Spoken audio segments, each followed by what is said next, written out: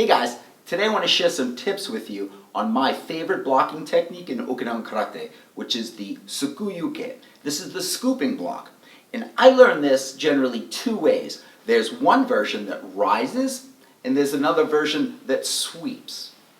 Let's take a look at both of these and see how we can avoid the most common mistakes in this amazing technique. So the first version we're going to look at, guys, is the rising scooping block. This is the sukui-age-uke, and it's sometimes done with an open hand, and sometimes it's done with a closed fist. You see this in Muay Thai where they grab.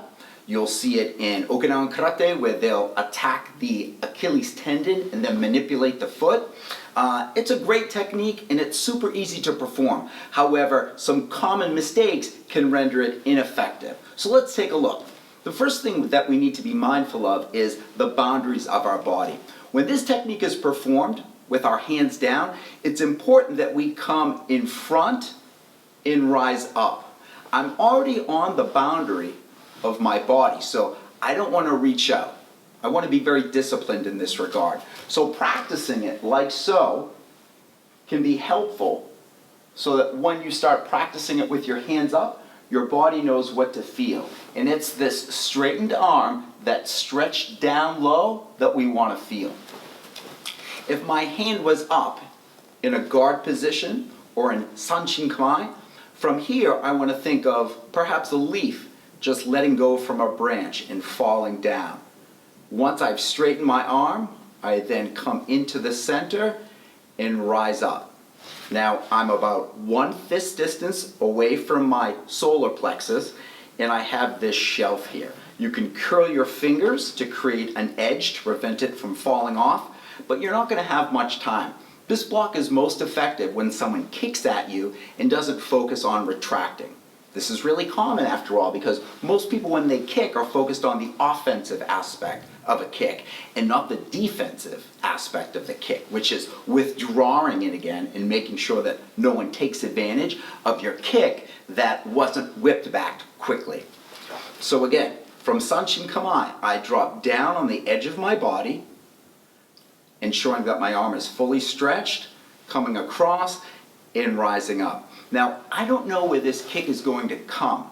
It could be here, it could be here, it could be here. So what I want to do is sweep down on the outside, drop on the outside, and then rise up. Drop on the outside, and rise up. Now, you'll see a lot of people do what I call the rockabye baby. And they start like this, and then they go like that. From the side, the rockabye baby. 1, 2. Now when people kick right here and just leave their leg in a vacuum for a second, it doesn't take any training to just grab things. So we don't want to train for the simplest techniques. We want to train for the most difficult techniques. And those techniques are going to be the ones that are below your belt. So specifically below the navel, probably the bladder and groin level. So when someone kicks here, guys, I want to be able to stretch or even bend my knees to scoop and capture. The idea is to quickly seize this technique and then take advantage of it. There's so many great options for once you capture the kick, but we're not focusing on that today. We're focusing on common mistakes to avoid when performing your sukui-age-uke. So again, down on the edge of my body, rise up. Okay? If your hand's down already and someone's attacking, you probably want to shift the target away and then lift the arm up. Now sometimes you'll see people jerk like this. This is common as well, but the body doesn't do a good job of making sharp lines, like if I were to go. It doesn't do that well under pressure. It likes to move in circles and arcs. And this is something you'll discover just by pressure testing your techniques. With both arms, it might look like this. Down, around and up. Reset. Down, around and up. One more time from the side. Down, fully stretched, around and up. I recommend to my students to ensure that they're below their belt knot before they rise up. Okay, now let's take a look at the sweeping scooping block. This is harai-sukui-uke. Now this is a phenomenal technique, again, you'll see across a variety of martial arts styles. It's performed in Okinawan karate, it's performed in Japanese karate, it's performed in Muay Thai, in Kung Fu. So the technique essentially sweeps across the body, down into the outside. Again, what makes this technique is the ability to cover the striking zone very quickly. The most common mistake that students make here is not managing their elbow. So when the elbow starts on the side of the body, whether or not you're in Sanshin Kamae or a guard, it's important that the elbow come inward. If the elbow doesn't move and I simply do this, I might not have enough leverage or strength to redirect the technique the way I need to. So to remedy that, I ensure that I move my elbow in and then drop the lower arm down and across. Okay? So my elbow is in front of my body, and it's important that it stays there as I come across. Think of this as the x-axis, how far away something is from my body. Across, down, and over. Now, when someone attacks, I'm assuming that they're going to come at my torso. That's what this technique can help address. So I want to protect all of my body. But what I'm going to avoid is breaking through the ceiling. See the tips of your fingers or the top of your guard as the ceiling for this technique. So I'm going to come straight across here. I'm then going to drop down on the edge of my body, still maintaining that distance in the x-axis, and then across and finish. When I finish, I need to make sure that that technique is able to go past my body. I don't want to stop here and have it continue to penetrate and strike my body. That would be a bad situation. Not only did I miss an opportunity, but now I might be in a position where I'm struck with a counterattack. Whatever distance I'm using to keep my hand away from my torso, I want this to be consistent.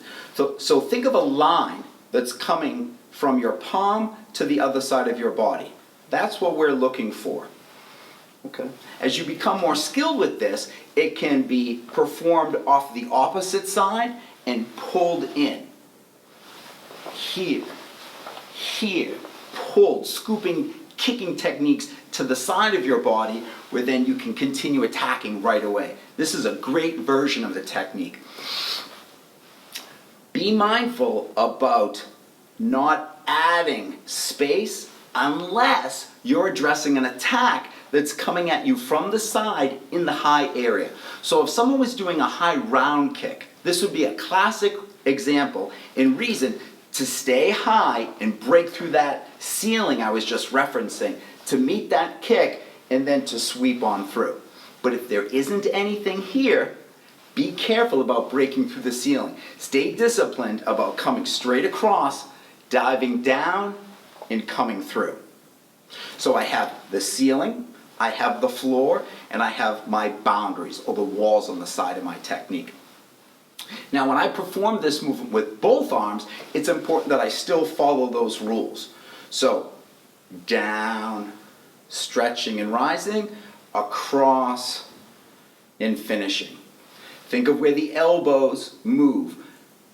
Straightening the arm, shifting the elbow in, rising up. Pushing across, elbows in tight. I can feel the pressure now between my arm and my pectoral muscle. Down the edge, and finish. Sometimes you'll see this technique introduced in a manner that's very circular, like this. Okay, this is a great way to practice. This was designed to introduce students to the movement. It's certainly more difficult to practice in this manner because you're making two different shapes and the arms travel, or hands travel, two different lengths, which make timing more difficult for a practitioner. 1, 2, 3. 1, 2, 3. Looking at it from the side. 1, 2, 3. 1, 2, 3. Sometimes it's performed going backwards as I drop to create space. Again, Think of the ceiling of the technique. If there's no need to come up here, don't be there. Some people take an inclusive approach with their training, meaning I like to make this technique as big as possible because that way it can accommodate as many different types of attacks as possible. I can appreciate that, but there's limits to that type of thinking, and it'll probably get you into trouble with this technique. If I'm dropping back, I'm going to come slightly outside of my body line, rise up and capture.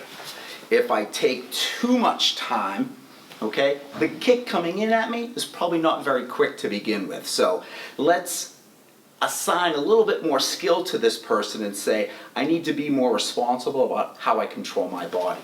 So with my hands up, I drop down and scoop. I drop down and scoop. I drop down and scoop. So being mindful of the edges of your body and trying not to break through them, and if you do break through, have a very clear reason for doing that. Avoiding going any higher than necessary. I recommend limiting height to the guide or to the height of your guard, where you simply come across and down, and always being sure to fully extend the arms to ensure that you are scooping and have the best chances of success. Think of a fish in a fish tank. I can remember going to the pet store as a kid and saying, I want that fish. And then the person who worked at the pet store would have the net and they'd be trying to scoop this fish. They were successful when they actually got the fish in the net. Well, this technique is effective when you effectively capture the attack coming in and then can exploit it for your own reasons. It's going good, buddy.